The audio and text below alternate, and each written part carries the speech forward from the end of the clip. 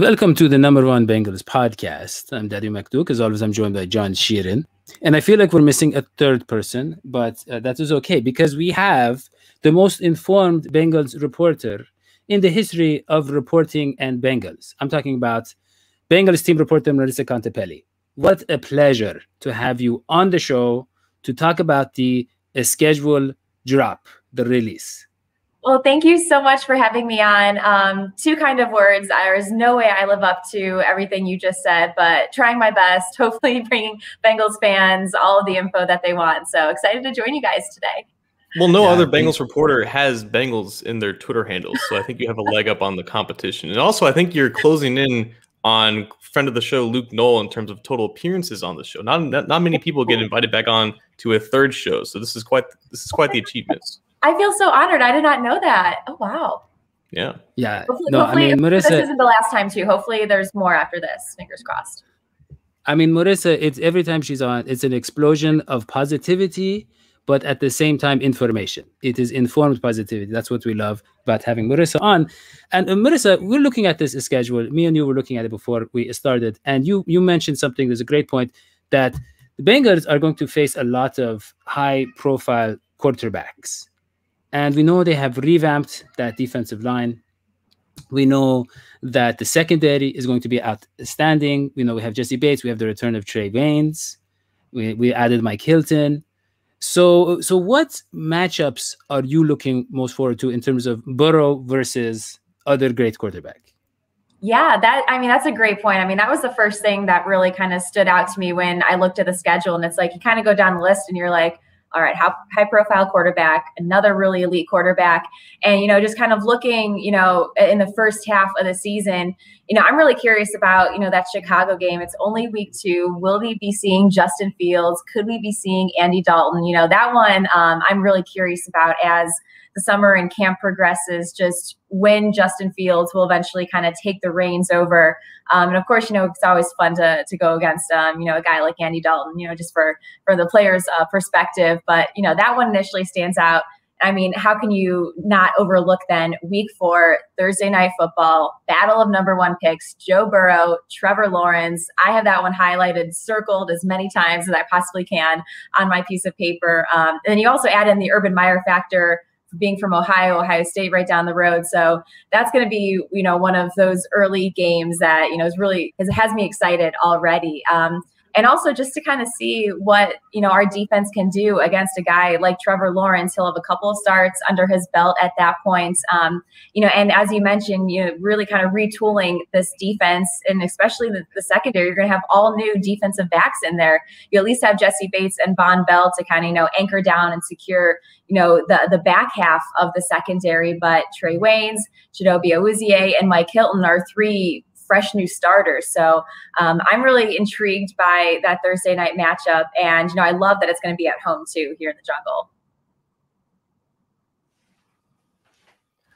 It's interesting that is the one primetime game on the schedule right now. Like last year they had, I think, 2 or 3 and now it's only 1 at the beginning, but I think 12 or 11 of them after that game can also be flexed. And it's like, so yes, that is Burrow versus Lawrence. There's so much storylines with that. There's like 8 players from that 2020 national championship game. It's also the one game where we know that they're going to face another rookie quarterback. You mentioned in week 2, there's the possibility that Justin Fields is the quarterback instead of Andy Dalton. And then later in the schedule, you have the San Francisco 49ers coming to town. Is that going to be Trey Lance or is that going to still be Jimmy Garoppolo? I think that the game against the Jaguars, it's such a pivotal moment in the season. It could be after they start 2-1, maybe 3-0 after a couple easy games to start the season, and then it's a chance to make a statement to get back into the spotlight, get back into the limelight, because now they can flex some of these primetime games going into their favor. And it's also when the schedule kind of takes a turn for the more difficult side, because after that game,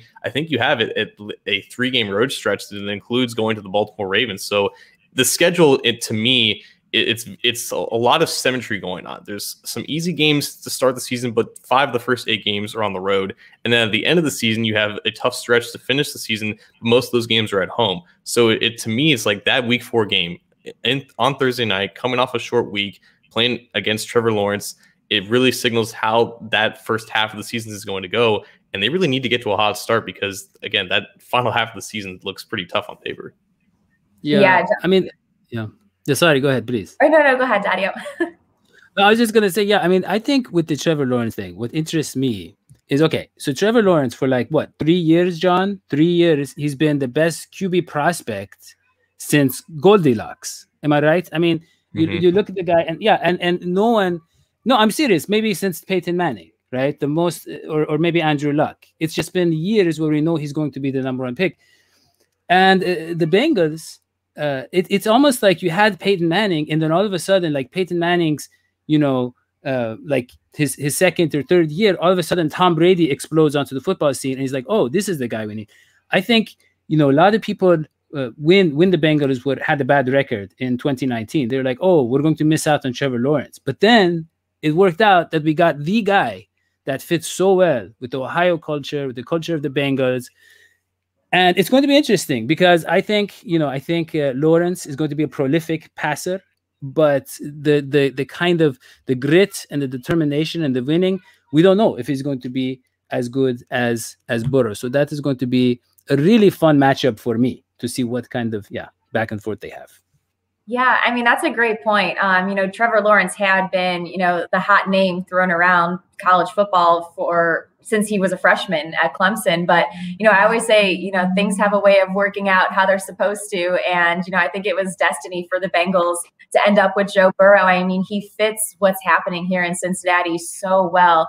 And in not only his play on the field, but you also look at just his character, his demeanor. He's an Ohio kid. I mean, it couldn't have been a more perfect scenario. And I honestly can't imagine this franchise with Trevor Lawrence instead of Joe Burrow. I mean, I think Joe Burrow was just the absolute perfect fit. And, thankfully everything happened, in his college career the way it did, because if he didn't end up at LSU at the time that he did, he might not be a Bengal. And so, just glad everything kind of worked out in that favor, and that, the Bengals do have Joe Burrow.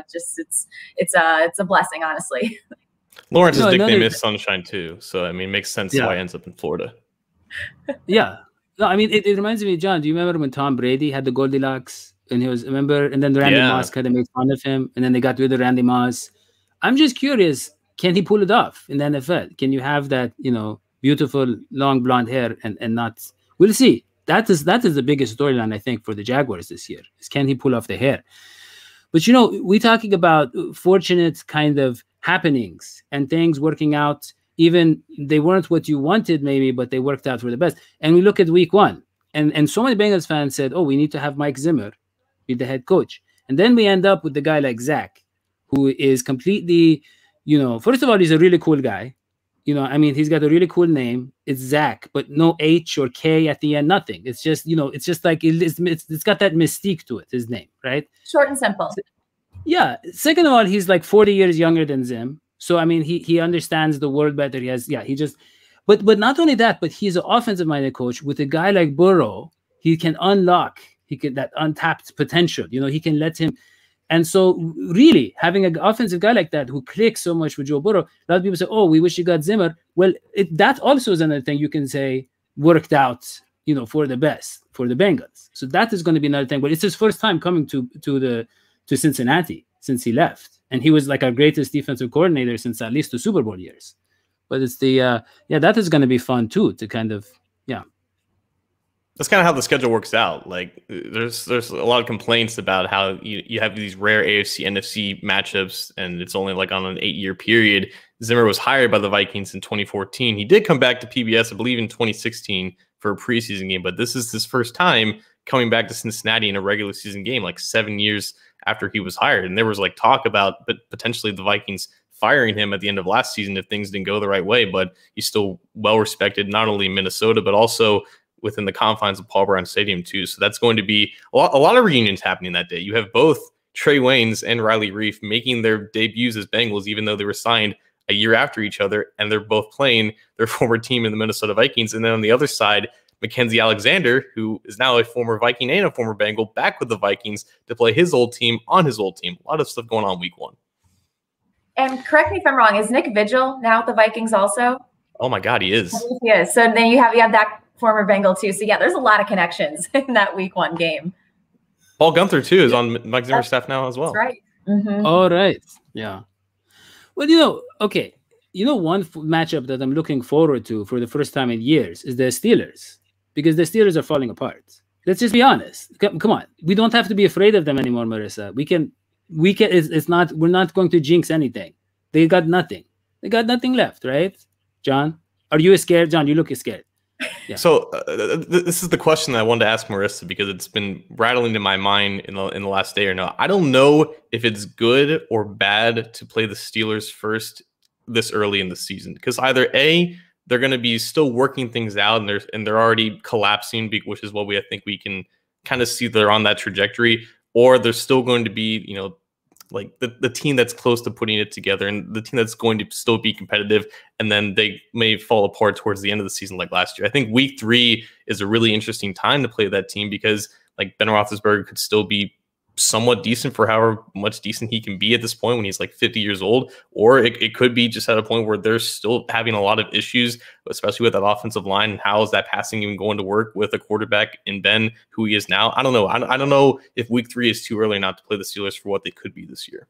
Right. No, that's a good question. I'm going to say I'm kind of in favor of the way the schedule worked out playing Pittsburgh, because you do get them early in week 3, then you get them again week 12. So kind of like that week 12 is giving me kind of vibes from last year with the way Monday Night Football kind of played out. And, you're always going to get a competitive game when you're playing, an AFC North rival.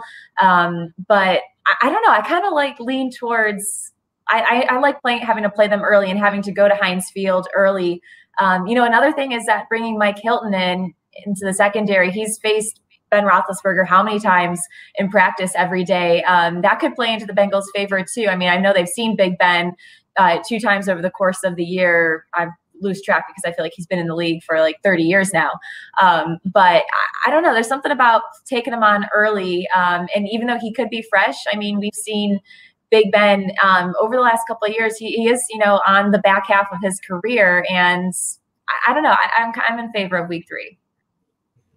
I'd say this. One thing that really works to our advantage in terms of scheduling an opponent is having the Chiefs in week 17, because they could be playing for nothing at that point. I mean, usually it's the last week, but they might rest some of their starters. But at any rate, like Marisa said, I mean, Mahomes versus Burrow, that's going to be incredible.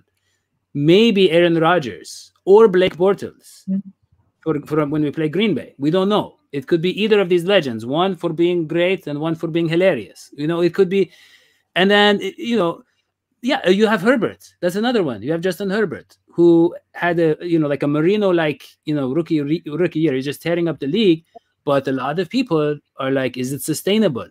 He wasn't, yeah, the offensive line was bad and they improved it, but he didn't seem to have the let's say the kind of same savvy in his ability to read defenses that Burrow does. But it's still going to be a kind of like a lot of sparks flying in that one. But yeah, I think the Chiefs being week 17 is good.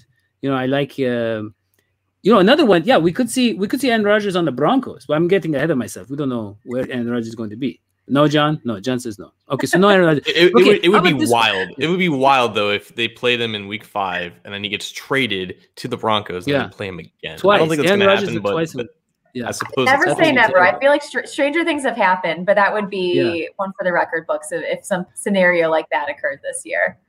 I'll say this. I'm a little afraid of playing the Jets. I know they had like a negative 214-point differential. I know they have a rookie quarterback. I know that. But I'm kind of afraid of playing Carl Lawson. I mean, that guy with his skill set and his knowledge of our team and of our offensive line, I don't know. He could get 5 sacks. Marisa, I don't know. I'm just saying I don't know. Our offensive line is better, though. We're going to have Jonah Williams back and you have Riley Reef. So, you've upgraded the tackles from what they were last year, having Jonah healthy. But, yeah, I mean, Carl, that was a tough one. That was tough to see him go just because of how talented he is, especially, he does win a lot of his one-on-one battles coming from the edge. So hopefully our offensive line, by that point, they're going to have 7 weeks under their belt, get gelling, really form a cohesive unit. And hopefully he won't be too much of a problem. the fact that we had, a few seasons with Carl healthy gives me hope that they kind of know what he is capable of. And I don't know, maybe there's a way to game plan around that, whether it's bringing in one of the tight ends to help block in certain packages, or who knows what, but that's another one I've kind of had like starred, just having the kind of Carl Lawson kind of revenge game out there. He's going to need 5 sacks in that game, because they don't really have anyone else that can rush the passer. And I think that's, if there's one, if the Bengals can have a trap game, considering who they are, who they've been in the last 2 years, I think that might be it, just because it's the third of 3 straight road games. And it's like right after a road game against the Ravens. And I believe it's right before they play the Browns for the first time. So that could be the one that gets overlooked. But also, I don't really remember the last time the Bengals have lost to the Jets outside of that playoff game in 2009. I'm sorry. Yeah, no, I just saying, Marisa, I think that I agree. You maybe bring a tight end in, maybe, but I think we can go unconventional too. Like, I'm just saying, like, maybe you send him a gift basket, right? With like a coupon for like a free foot massage or something. You just get on his good side, say, hey, Carl, we miss you. Look, it didn't work out between us, but can we still be friends? You don't want to see him, motivated. Again, that's what I'm afraid of, Marisa. I think maybe just bring him some Cincinnati chili. Maybe he missed the Grater's ice. We do something. Say, hey, please love us. Just love us, please. Still, I don't know. We'll have to make sure that something makes its way onto the team plane before it leaves for the Meadowlands that weekend, and maybe it somehow finds Carl Lawson amongst all the chaos that travel weekends usually bring. But I think you could be onto something. I think that could help. Yeah, but no, in all seriousness, I mean, that is a really tough stretch for the Bengals to have to go through. I mean, you get the extra day going from Thursday night to then, having to play Green Bay that next week. But Green Bay, if they have Aaron Rodgers, 3 on the road, and then Cleveland before the bye. I mean, I think that is one of the toughest stretches of football that you can have, regardless of who those 3 road opponents in. And in this case, you got Detroit, Baltimore, and New York. And obviously with Baltimore, being, that divisional rival there right smack in the middle of that road trip. That was another thing that really caught my eye when I first looked at the schedule is, that is just a tough stretch. At least they're going to be going into the bye, but, finishing off that first half of the season with, 3 straight on the road. I mean, I don't even know the last time that's happened for this team. So look, there's a lot of different kind of factors, like you said, in terms of the scheduling. I think we can get to predictions now. I think we've discussed enough predictions. Yeah, John, do you want me to go first? Do you want to go first? Yeah, you go first. You go first. Okay. So I'm just looking here, and I could see us. We're gonna lose probably 1 game to the Ravens because we have the tackling issues with the Lamar. He just runs all over the place. He's just he doesn't care. He really doesn't care. He just runs wherever he wants to. He runs, he throws, he does whatever he wants against us. It's I'm not going to say it's disrespectful, but I don't enjoy it. As a Bengals fan. But so we have that a bad matchup. I think. We have the Chiefs if they're not resting players. I don't see. Look, we're not going. Let's be honest here. We're not going to be the first team to go 17-0. We're just not. So I say 15-2. I'm just looking at the Ravens game and either one of the Chiefs games or maybe one of the Browns games. I think the rest are completely winnable. But yeah. So John, go ahead. So I'm going to give Marisa a good chance to go in the middle between us. I'm going to not necessarily go 15-2. I'm going to go just a little bit below that. I find it hard to predict them winning more than 3 divisional games. Like, it's possible that they make that next step, but they're right now in a very much need to see it to believe it type situation. They don't really have that benefit of the doubt after the last 2 years. I think there's plenty of winnable games outside of the division. The Vikings, the Bears, the Lions, basically 3/4 of the NFC North are very much ripe for the picking. The Jets, the Jaguars are also games that they probably should win. After that, it's a lot of coin flips. It's a lot of close battles. Again, like we talked about, a lot of great quarterback battles. And I think Burrow is going to be up for the challenge for every single one of them. And this offense is built now to compete with any offense in the league. With that said, this is the NFL. Things happen. Injuries happen. You lose close games, and sometimes you win them. So I think with all of that, I think anywhere in the range between 7, 8, and 9 wins is not only reasonable, but also more on the optimistic side compared to what it's been for the past couple of years. So I'm going to say 8-9 right now.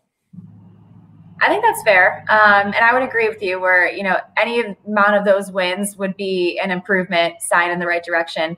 I'm going to go I'm going optimistic. I'm kind of similar to you, Dadio. I am going my optimistic, realistic 12-5.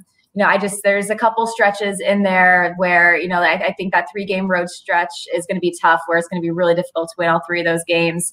To end the season, Baltimore, Kansas City, Cleveland is another really tough slate. But if having the way Joe Burrow was, progressing last season before having his injury, adding in Jamar Chase, improving the offensive line, retooling basically the entire defense with improved linebacker play.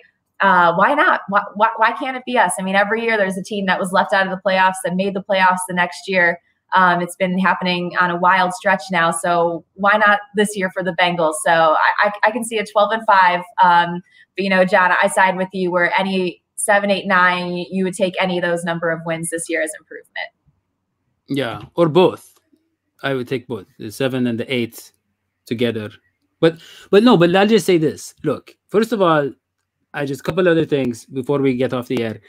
Happy 513 Day is the area code for Cincinnati. Yeah, it's a very, very important day in history. Second of all, I want to say, Marisa, on June 19th, my good friend, Bengal Jim Foster, he is taking the jungle to the hall. It's a movement. It's called the Jungle to the Hall. They're going to Canton. And they're going to go to the high school where Paul Brown played. And then they're going to storm the Hall of Fame and sit in the commissioner's chair and take pictures.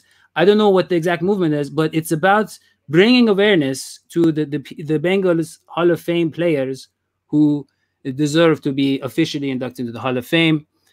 And I'm going to go. I already registered. I'm planning on going. And I just, I know that this is a big boost in terms of PR for the Bengals to get attention to our players who really deserve it. Is there any way that you think the Bengals are going to make a statement on this or promote this or anything like that? Because, Jim is such a loyal fan. He does so much to get people into the seats at Paul Brown Stadium and informs us about the history of the team and everything. Yeah. Yeah, I mean, I think Bengal Jim Foster, he does a fantastic job. Love his Bengal Jim and Friends show. He really has done a lot to help recognize a lot of the legends and greats that have worn the Bengal stripes over the years. So I think it's an absolutely great thing that, he has organized this and is helping to bring awareness to the fact that, there should be other players alongside Anthony Munoz in the Hall of Fame. And so, I'm really excited to see what exactly, the itinerary is going to be laid out for when you will go up to Canton to the Pro Football Hall of Fame, and to obviously see all of the blasts of photos and videos, that I'm sure will be on social media, not only during but after the trip up to Canton as well. But this all stems back to, us highlighting and recognizing those great players who, have played here in Cincinnati. And, that's why it's such a great thing that the Bengals decided to, Elizabeth Blackburn was instrumental in bringing a Ring of Honor to Paul Brown Stadium this season. And, we've recently found out who is going to be on the ballot to fill those other 2 spots. And so this is just such an exciting time. It's going to be a great summer, filled with just highlighting and talking and remembering our legends for the great, great players that they truly are. And so, I applaud any of our fans, whether it's you, Bengal Jim, anyone else who, is really kind of taking that's putting their foot, putting themselves out there, taking that step forward and, helping to really try to bring that awareness and recognition that a lot of these guys really deserve. Yeah, no, that was very well stated and we appreciate it. John, any final questions for Marisa? Yeah, just real quick, Marisa, you interviewed all 10 Bengals draft picks as well. What was the one draft pick that ended up being the most charismatic or the most open to sharing in your brief time with all these draft picks? Who was the one interview that kind of stood out to you, and who are you looking forward to, I guess, talking to in the next 4 years as their Bengals? Yeah. Oh my gosh. That's tough because I really enjoyed talking to all of our draft picks. They were all fantastic. And especially talking to them the night or the day after that they were drafted is just such a special moment because they're still excited as they should be, you know, sharing that moment with their family and friends. But the one that really stands out to me is Joseph Osai. I just loved his vibe and his energy. And he was with so many of his family and friends, and just the entire interview, like we talked for probably close to 10 minutes. We only posted about, I think it was 2 or 3 minutes of the actual interview, but, you know, just getting a chance to talk with him, he has such a good head on his shoulders. He's worked extremely hard to get to this point, and I absolutely love his background and his story, how his family moved here from Nigeria because they won a lottery that allowed them to receive visas to move to the United States. And so he's an extremely humble and hungry young player, and there was just something that he just had pure energy and excitement the entire time I was talking with him. So I think, you know, he's one to kind of look out for when it comes to, I think he's going to be really strong media wise, you know, and hopefully he gets and earns the playing time, you know, out there on the field to be maybe that next rotational guy on the edge on that defensive line. So it's hard to pick just one, but if I really had to, I'm going to go with Osai. Yeah. Yeah, I mean, I'm really excited about seeing Osai. I'm excited about seeing, obviously, Jamar Chase, because it's confidence. He says he's going to break every record the Bengals have, which is kind of a strange. I mean, because, you know, how is he going to break the kicking record or the passing record? He says he's going to break everything. I don't know.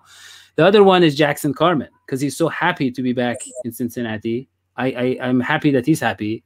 And I like that people take pride in playing for Cincinnati. I think it usually works out for the best when you have the local guys who love to be here. But yeah, so many young rookies, and we'll try to get them on the show. And we're definitely going to get Marisa on the show again whenever she is available next. But yeah, I don't want to take any more of her time. So thank you so much, Marisa, for being on the show. Oh my gosh, thank you so much. It's always a pleasure to get to join you guys. And yeah, anytime you'd want to have me on, just feel free to reach out and hopefully we can make it work. Thank you. That is very nice of you. And what is also very nice, Marisa, is when people leave a 5-star review for us and subscribe to our podcast. I think you would agree. That is just the courteous thing to do. Yeah. Absolutely. I mean, I don't think there's another option other than a 5-star review for you guys. No, it's very, especially on a 513 day. That would just be, this would be insulting. It's Cincinnati people are very nice. We're nice people, warm people. And so, yeah. And that is it, really, for John Sheeran and Marisa Contipelli. I'm Dadio Maktouk. We will see you next time. So long, Esfiti. Peace.